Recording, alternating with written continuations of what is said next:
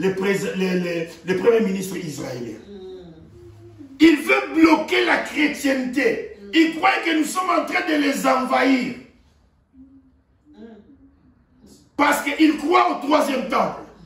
Mais le troisième temple n'aura pas lieu. Ça n'aura pas lieu. Amen. Jésus, oh mais vous voulez voir le troisième temple? Le troisième temple, c'est la prophétie de Malachie 3. Prenez Malachie 3, je vais vous montrer ce temple-là. Oh my. Amen. Malachie chapitre 3, rapidement. Malachie chapitre 3.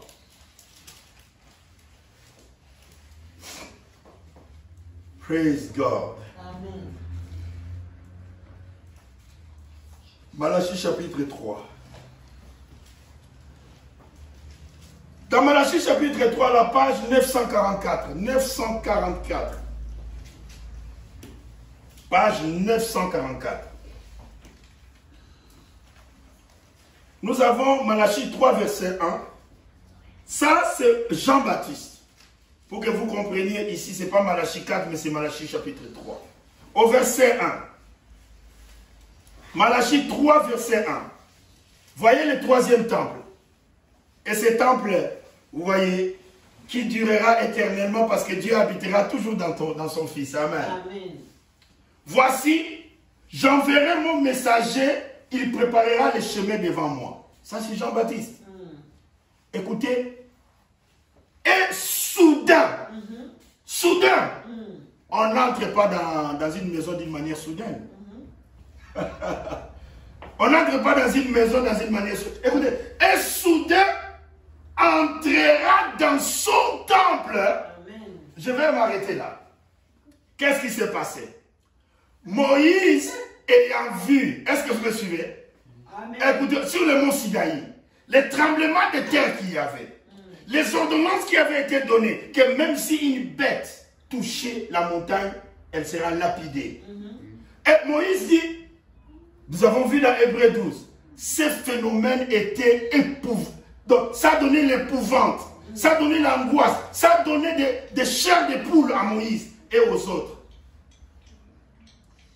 C'était extraordinaire de voir ce qui s'est passé aux montagnes Sinaï. Et un jour, Moïse fit une proposition à Dieu. Amen. Parle à moi et moi je parlerai au peuple. Amen. Amen. Et cela était bon. Et dans Deutéronome 18, verset 15. Amen. Amen. Deutéronome 18, verset 15, Moïse fit cette proposition et cette prophétie dit, l'Éternel, votre Dieu, suscitera parmi vous un prophète comme moi et vous l'écouterez. Et Dieu, au verset 18, Deutéronome 18, 18, il dit, oui, je vous susciterai un prophète comme Moïse. Amen. Et vous l'écouterez. Celui qui n'écoutera pas ce prophète sera exterminé. Qu'est-ce que Dieu a fait? Dieu a voulu venir voir son peuple sous une forme simplifiée. Amen. Est-ce que vous m'écoutez? Amen. Sous une forme simplifiée, mais toujours le même Dieu. Mais soudain, il entrera dans son temple. Écoutez, nous sommes là au verset 1 toujours. Alléluia. Soudain, il entrera dans son temple. Le Seigneur. Il y en a combien? Tu vois, avec grand S. Le Seigneur que vous cherchez, le messager de l'alliance que vous désirez. Amen. Amen. Vous voyez le mot désirer? Parce qu'ils ont refusé les tonnerres. Ils ont refusé les voix. Amen. Amen. Des éclairs et tout le reste. Amen. Ce que vous avez demandé, vous sera accordé. Dieu de la manière simplifiée. Amen. Jésus-Christ, le Fils de Dieu. Amen. Amen. Le messager de l'alliance que vous désirez, et voici, il vient, dit l'Éternel des armées. Amen. Amen. Et quand est-ce que cette prophétie s'est accomplie? Amen. Amen. Regardez cette prophétie. Vous avez vu cette prophétie? Et cette prophétie, dans cette prophétie, la Bible dit d'abord, écoutez bien, dans cette prophétie, nous voyons Jean. Jean-Baptiste. Amen. Amen. Nous voyons, la Bible dit, soudain il entra dans son temple. Amen. 2, nous avons le temple. Amen. Le temple. Les seigneurs que vous cherchez. Amen. Amen. Vous voyez, 3, vous avez le Seigneur.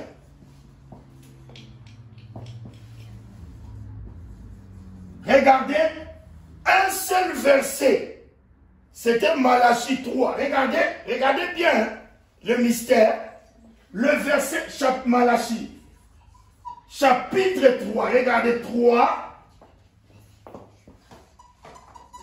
Un seul verset, dans un seul verset. Vous trouvez les 3 grandes personnalités qui étaient sur la terre à ce moment-là. Il y a Jean-Baptiste, il y a le temple qui est Jésus. Amen. Amen. Et le Seigneur que vous cherchez. Quel est ce Seigneur? C'est celui qui parlait sur la montagne de Sinaï. Amen. Amen. Il va venir dans son temple. Et Jésus était ce temple-là. C'est pourquoi il a dit détruisez ce temple. Parce que la Bible dit soudain. Amen. Oui, la seule fois où nous avons vu Dieu entrer soudainement, c'était la Bible dit, Jean-Baptiste le baptisa dans le Jourdain. Et soudain, le ciel s'ouvrit. Et Dieu, amen. Et il descend dans son temple sous la forme d'une colombe. Il descendit sous la forme d'une colombe. Il entra où? Dans son temple. Amen. Jésus était le temple de Dieu. Et tout chrétien doit devenir aussi le temple de Dieu. Amen. Jésus est le temple de Dieu. L'épouse aussi est le temple de Dieu. Amen. Parce que c'est dans le triple mystère, tout ce que Dieu était, il a versé dans le Seigneur Jésus-Christ. Et tout ce qui était dans le Seigneur Jésus-Christ, il a versé cela dans son église, dans son épouse. Amen. Amen. Vous voyez, ce troisième temple que les Juifs attendent n'aura pas lieu. Parce que Jésus a dit, je suis ce temple-là. La dispensation du temple de Salomon était arrivée à la fin. Amen. Les tentes dans le désert étaient arrivées à la fin. Amen. Mais je suis le temple de Dieu. Amen. Le Père qui habite en moi. Amen. Jésus a dit, c'est le Père qui habite en moi. C'est lui qui fait les œuvres. Amen. Amen. Jésus était ce temple-là. Soudain, le ciel s'ouvrit. Alléluia. Amen. Soudain, Dieu, le Seigneur, il entre dans son temple. Amen. Son temple qui était Jésus. C'était l'accomplissement de Malachie 3, verset 1. Amen. Amen. 3 grandes personnalités que vous voyez là. Le prophète messager de la première venue, le temple, Jésus et le Seigneur Dieu qui parlait sur la montagne de Sinaï. Amen. Il entrait dans son Fils. Amen. Et lui détruisait ce temple. Aujourd'hui, c'est la Pâque. Alléluia. Dans 3 jours. Alléluia. Aujourd'hui, c'est le jour V. Le jour de la victoire. Amen. Amen. Le jour V. Amen. Le jour de la victoire. Amen. Amen. Vous savez, le jour à la croix, j'ai dit, Paul dit ceci. Je veux qu'en tout lieu, Amen, les hommes élèvent leurs mains. C'est un signe. Amen. Mais ça défie la loi de la pesanteur. Parce que vous ne pouvez pas rester longtemps les mains élevées comme ça. C'est ce que j'ai dit en quelques mots quand nous sommes partis à Marseille dans cette convention-là. J'ai dit, une fois il y avait une guerre entre Israël et les Philistins. Quand Moïse levait les mains comme ça, Israël avait la victoire. Quand les mains de Moïse s'abaissaient, Israël perdait. Alors il y avait Our qui servait à côté de Moïse. Et il y avait aussi Josué. Ils ont compris. Amen. Tant que les mains de Josué, de Moïse restaient élevées, alors il y avait la victoire. Ils ont pris Moïse. Ils l'ont fait asseoir sur le rocher. Et Moïse, donc Josué à droite et Our à gauche, ils ont soulevé les mains de Moïse comme ça. Est-ce que vous me suivez? Aussi, je vais vous balancer cette écriture l'après-midi. Amen. Ils ont soulevé les mains de Moïse. La Bible dit jusqu'au coucher du soleil. Et Israël a eu la victoire. Amen. Amen. Lever les mains, c'est défi. Vous savez, quand vous levez les mains, vous ne savez pas ce qui se passe. Vous savez, quand vous avez la radio, il y a l'antenne. Amen. L'antenne doit aller au-dessus de la radio pour capter les ondes. Bon. Amen, amen, amen. Pour éviter les parasites à capter les ondes. Amen. Amen. Mais je vais vous dire une chose. Quand vous levez les mains, vous allez au-delà de la tête. Votre tête, c'est le reasoning. C'est le raisonnement. Ah, est-ce que Dieu... On vous a dit de lever vos mains au-dessus de la tête. Ne raisonnez pas. Allez au-dessus du raisonnement. Amen. C'est ça le signe de lever la main. Donc vous défiez vous-même les raisonnements. Est-ce que vraiment Dieu peut? Est-ce que vraiment Dieu peut? Est-ce que mon problème est... Non. Allez au-delà du raisonnement. C'est pourquoi je disais, Omar, dans cette conférence-là, si les gens pouvaient comprendre. Amen. Jésus a dessiné un V. Amen. Amen. À la croix, les bras de Jésus ont dessiné un V. Et Dieu a dit qu'il n'y avait pas Our et Josué pour tenir cela jusqu'au coucher du soleil. Alléluia. Alléluia. Parce que souvenez-vous, les jours suivants, c'était le Shabbat. Amen. C'était le sabbat. Amen. Amen. Amen. Jusqu'au coucher du soleil. Amen. Amen. Vers 17h30, on devait enlever Jésus vite dans la croix pour aller l'enterrer. Parce que demain, on n'enterre pas les morts. Le jour du sabbat, on n'enterre pas les morts. Amen. Mais Jésus a fait que, Dieu a fait que, il a commandé aux hommes. Il a dit, mais je vais défier tous les péchés de la terre. Amen. Amen. Alléluia. Je vais défier cela. Dieu était en Christ, réconciliant le monde avec lui-même. Amen. Amen. Dieu ne voulait même plus se souvenir de ce qui a fait quoi. Amen. Amen. Parce que la Bible dit que c'était la réconciliation que lui-même il a provoquée. Pour des raisons que j'ai dit. Amen. Vous voyez, si ce qui est arrivé au jardin d'Éden, amen, n'était pas arrivé, est-ce que vous me suivez? Amen. On ne saurait pas que Dieu était un guérisseur. Amen. On ne saurait pas que Dieu était un père. On ne saurait pas, tous les autres attributs ne pouvaient pas se manifester. Amen. Il fallait que l'homme tombe. Parce que c'était dans le dessein et le plan de Dieu. Est-ce que vous me suivez? Amen. C'était dans le dessein et le plan de Dieu. C'est pourquoi la Bible dit, Dieu n'a pas imputé aux hommes. Vous voulez lire cela? Bon, écoutez, nous allons lire cela. Pour que vous compreniez l'œuvre de la croix. Nous sommes dans 2 Corinthiens chapitre 5. 2 Corinthiens chapitre 5. Amen. Amen. Vous avez vu les temples? Amen. Alléluia. Amen. Jésus était ce troisième temple. Ils ont refusé le troisième temple. Ils veulent reconstruire le troisième temple. Mais cela n'aura pas lieu. Cela n'aura pas lieu. Oui. Parce que Daniel avait dit, il y aura l'abomination à la place du temple. Ça, c'est les mosquées d'Omar. Vous voyez? Maintenant, je disais 2 Corinthiens chapitre 5. Vous y êtes? Amen. 2 Corinthiens chapitre 5. Verset 19.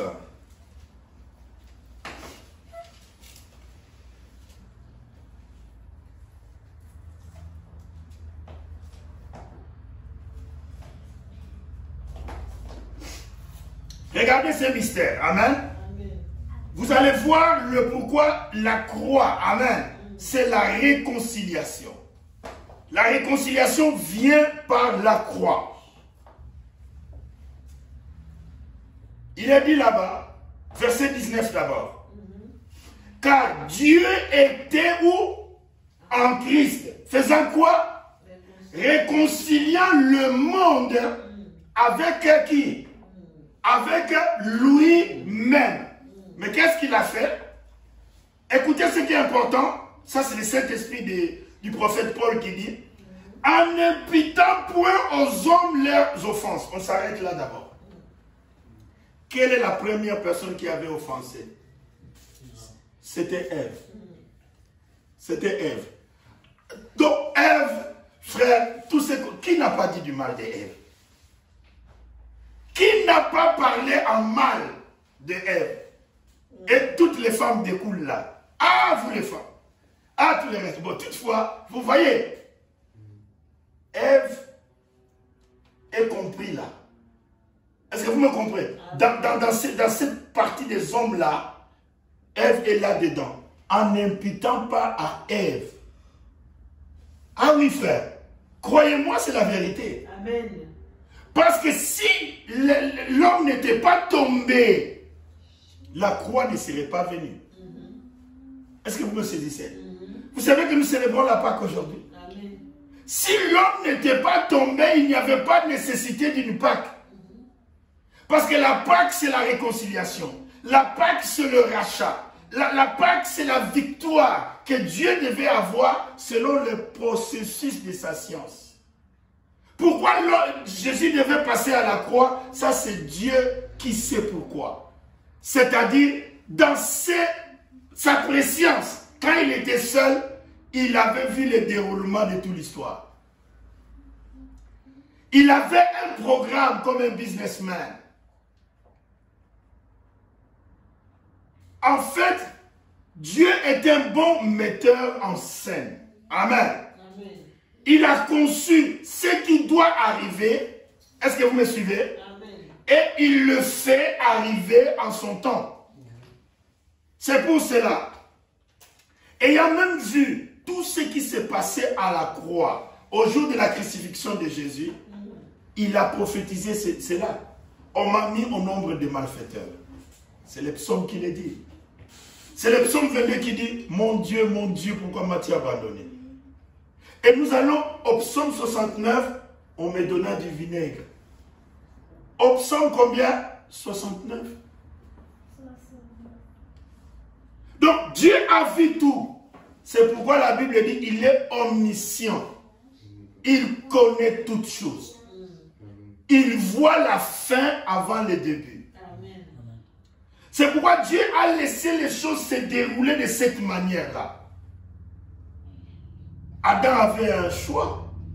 Mais le choix d'Adam, parce qu'il était à l'image de Dieu, et il était à l'image de Jésus-Christ, qui ne nous a pas laissés dans nos péchés, Adam pouvait dire, Ève, je vois que tu es déjà de l'autre côté. Parce que, vous savez tout ce qui s'est passé. Quand Adam est arrivé, c'était trop tard. C'était trop tard. Ève était déjà dans le péché. C'est Adam qui est entré dans ce péché et a suivi sa femme-là. Parce que Christ est devenu péché pour vous. Vous vous souvenez à Gethsemane? Il y avait la coupe de ton péché, frère. La coupe de mon péché. Amen. La coupe de ton péché. Jésus, la Bible dit, il repoussa, il dit, Seigneur, je ne peux pas boire cette coupe. Je ne peux pas devenir péché de New York. Je ne peux pas devenir péché de Paris. Je ne peux pas devenir péché de Los Angeles. Mais que ce ne soit pas ma volonté, mais que ce soit ta volonté. Adam a suivi Ève dans le péché. Adam est devenu péché, sachant bien ce qu'il était en train de faire.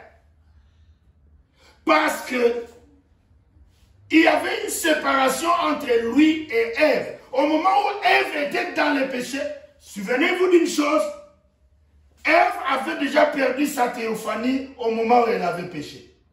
Quand Adam arrive, Adam avait encore sa théophanie. Est-ce que vous me suivez? Est-ce que vous me suivez? Amen. Quand Adam est arrivé trouver l'état d'Ève, Adam avait encore sa vie éternelle. Adam avait encore sa théophanie. c'était à Adam de décider de quitter sa gloire. Alléluia. Amen. De quitter sa théophanie. De faire partir sa théophanie pour suivre sa femme dans le péché. C'était un choix. C'est pourquoi la Bible dit Jésus a quitté sa gloire. Il a quitté le manteau de gloire qu'il avait. Il est devenu péché. Il est devenu péché, mes frères et sœurs.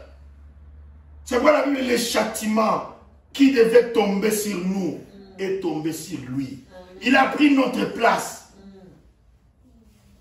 C'est ça le type de l'esprit de Christ qui était dans Adam. Adam avait le choix. Quand il trouva Ève dans le péché, Adam s'est arrêté et il a dit, mais il y a un problème. Cette femme-là qui est déjà de l'autre côté dans le péché, moi j'ai encore ma théophanie.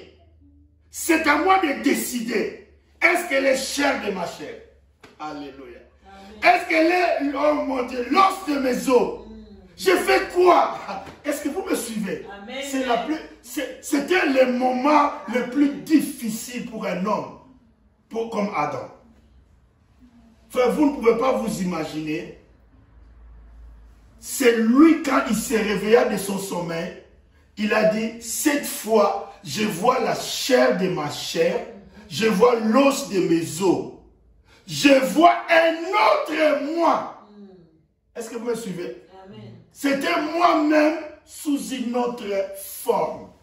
Alors, Adam avait la décision de rester dans sa théophanie ou de traverser, entrer dans le péché pour suivre sa femme. Parce que le problème, c'était la partie amour. C'était sa femme. C'était sa femme. Et il n'y en avait pas d'autre. C'était sa femme. Non, c'était la chair de sa chair.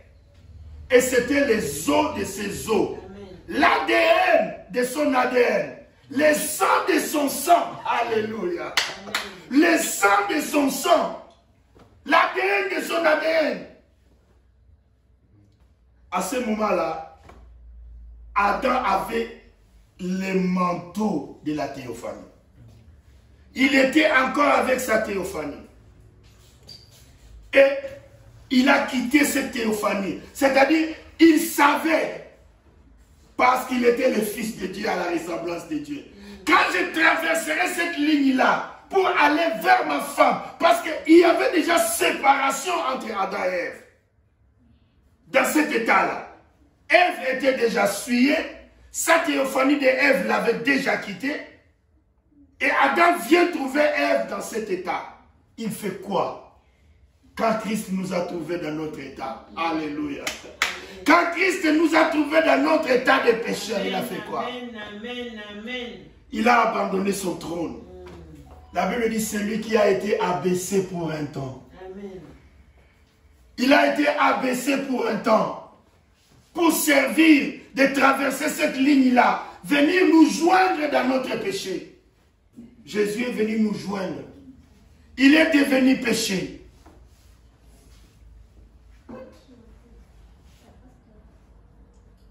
Il est devenu péché. Est-ce que vous saisissez? C'est ça le mystère de la Pâque. Pourquoi Jésus est mort à la croix? Parce qu'il a abandonné sa gloire. Amen. Pour te suivre. Frère, je veux vous dire une chose. Il y a quelque chose que je ne peux pas expliquer. Mais je vais essayer par le langage humain d'expliquer. Quand Dieu n'avait encore rien créé, est-ce que vous me suivez? Amen. Ce Dieu-là avait toujours sa partie féminine en lui.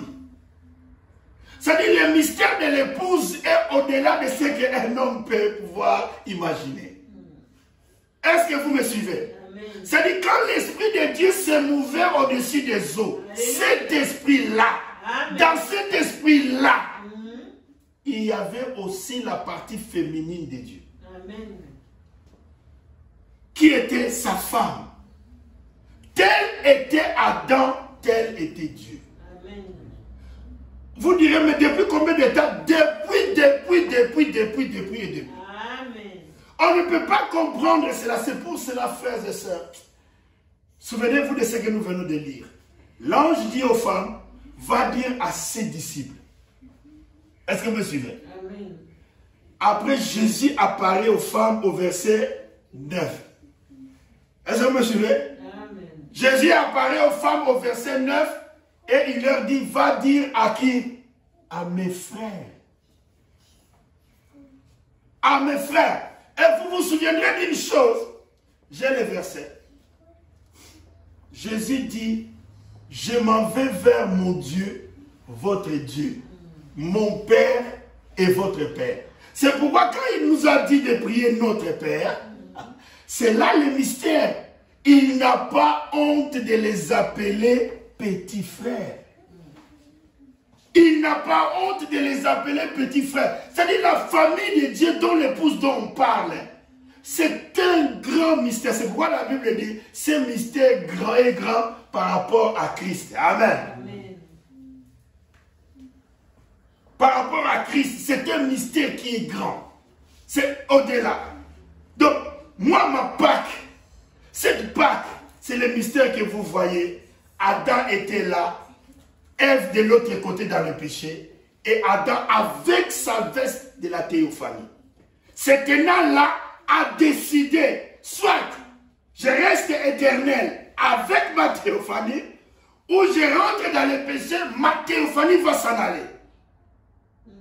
Alléluia. C'est ça quitter la gloire.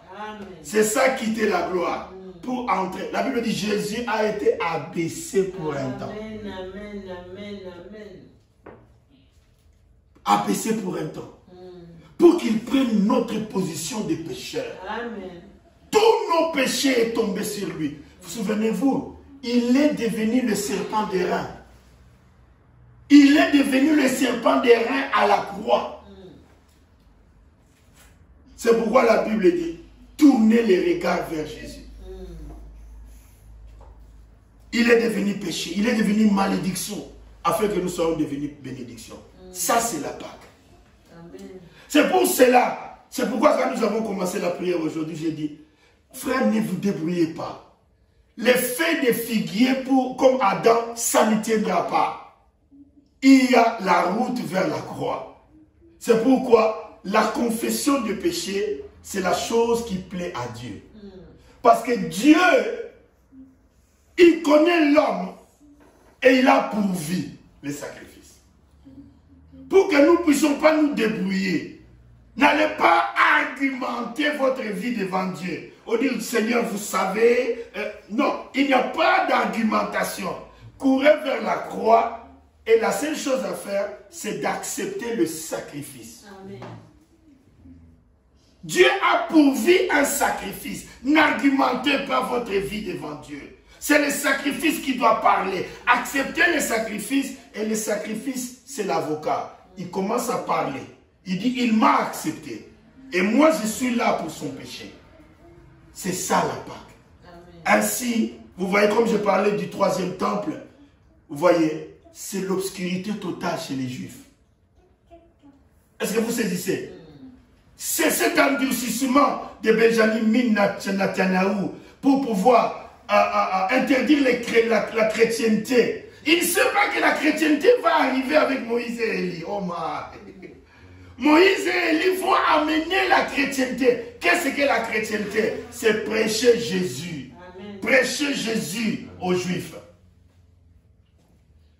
Et Moïse et Élie, les deux oliviers qui est à gauche et à la droite du chandelier, ils vont prêcher Jésus. Amen. Ils vont prêcher le troisième temple. Alors, eux, ils veulent construire un troisième temple. Oh mon Dieu. Moïse et Élie vont prêcher le troisième temple. Moïse et Élie ne vont pas construire le troisième temple. Mais ils vont prêcher que Jésus, c'est le troisième temple. Amen. Que vous avez crucifié. Ce temps-là va arriver. Mais nous, vous voyez, regardez l'attitude. Juste un geste. C'est un projet de loi. Amen. comme je vous ai envoyé sur notre réseau social. C'est un projet de loi. Même si ce n'est pas adopté, l'intention, amen, compte, amen. C'est un endurcissement. Mais frère Branham dit, n'oubliez pas ces mots que je prononce maintenant, avant la fin de la réunion.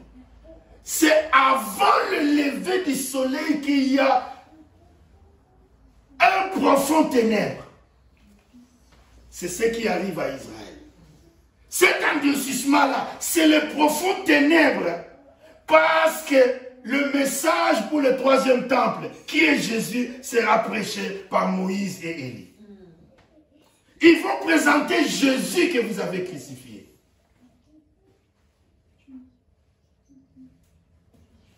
Et regardez-nous dans le message. Regardez-nous dans le monde. Tout ce qui se passe.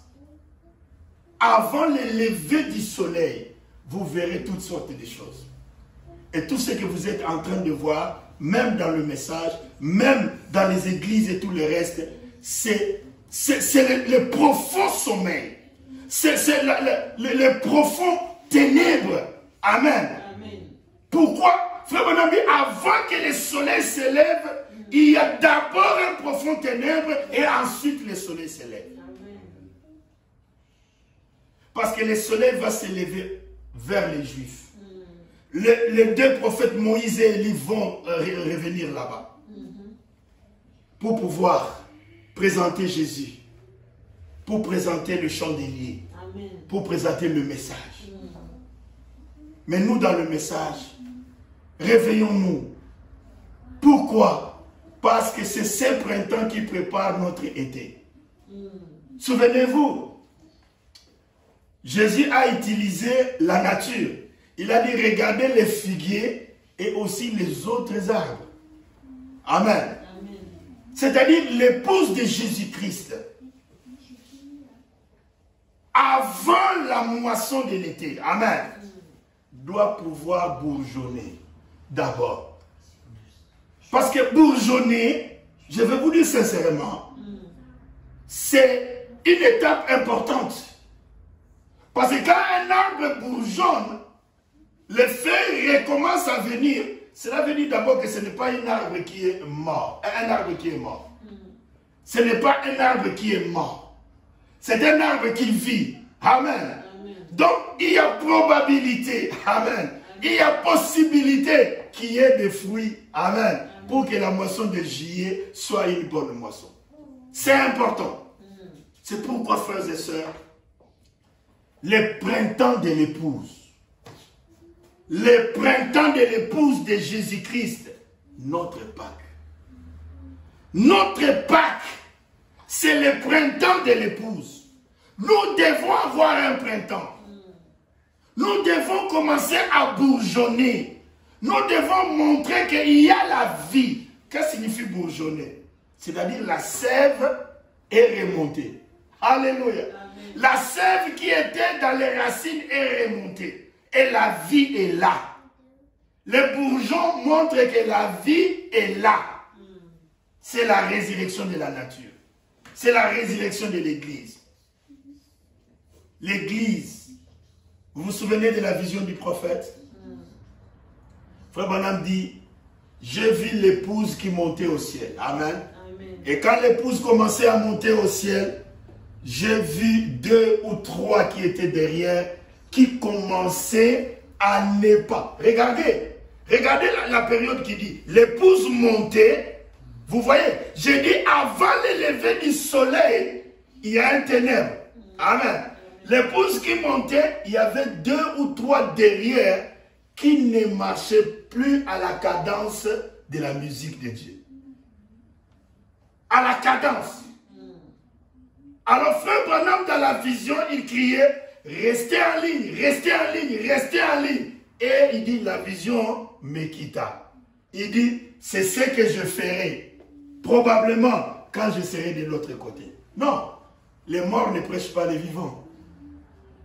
Est-ce que vous me suivez? Dieu ne peut pas accomplir cette prophétie de frère Branham et dire que, frère Branham a dit, c'est ce que je ferai quand je serai de l'autre côté. Mais tu es de l'autre côté, tu ne peux pas venir nous aider ici. Donc Dieu va illuminer, amen, Amen. la pensée des vrais Éphésiens, des vrais auxiliaires de Branham, des vrais, voyez, messagers, alléluia, Amen. que Dieu va envoyer pour pouvoir prendre ces paroles de William Branham pour remettre l'ordre. Nous devons tous rester, amen, Amen. derrière le prophète. Nous devons être les types, amen, de Méda. Pourquoi je vous dis les types de Méda? Je vais vous dire. Méda, c'était la femme du prophète. La première personne à avoir cru, je vous enverrai Élie le prophète, c'était elle. Pourquoi? Parce que quand elle hésitait de marier Branham, elle a ouvert son livre, sa Bible, elle est tombée sur Malachie 4, je vous enverrai Élie le prophète. Et elle a conclu dans son cœur, voici la réponse de Dieu pour moi. C'est elle, la femme du prophète, qui a cru en premier. Et quand je dis je vous enverrai, vous les autres, c'est moi et vous. Est-ce que vous me suivez? C'est moi et vous. Nous sommes venus après. Restons derrière le prophète. Amen. Dieu nous a envoyé Élie le prophète. Dieu, il teste votre fidélité. Amen. Amen. Dieu teste notre fidélité en permettant que Monsieur X puisse s'élever comme successeur de Branham. Vous allez voir les gens courir derrière. Monsieur Y va s'élever comme ceci et cela. Ils vont courir là-bas. Il n'y a pas de successeur de William Branham. Amen. Il n'y a pas et il n'y aura pas de successeur de William Branham. Amen.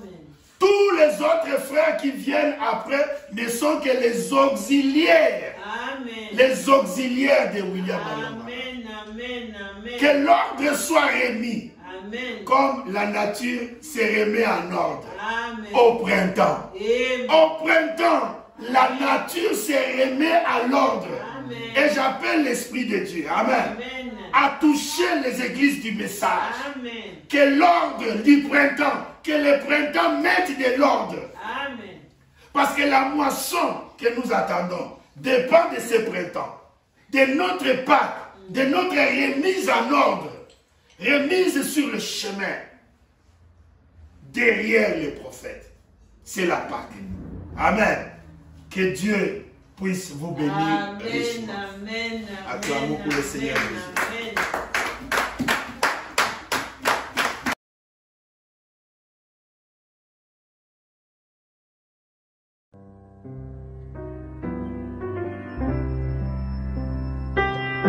Amen.